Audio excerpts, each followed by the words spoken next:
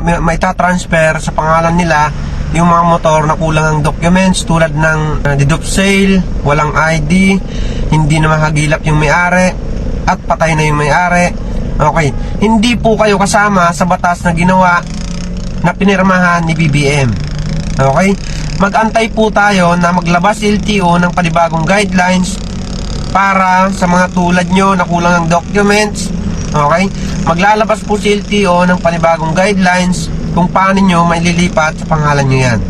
Yung pinirmahan po ni BBM na batas, ayun po yung sa revised penal code, ay para po yon sa mga magbebenta at bibili ng motor na second hand start ngayong May.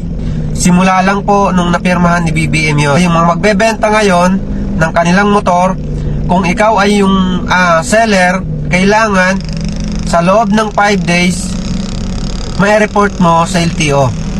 Okay? Pag ikaw naman ang buyer, kailangan sa loob ng 20 days may ipalipat mo sa pangalan mo. Ano ba yung mga kailangan documents pag bibili ka ng motor? Noon pa man po, pag bibili ka ng motor, kailangan kumuha ka ng 2 valid ID ng may-ari na merong 3 perma. Tapos, deed of sale na permado po at nakanotaryo.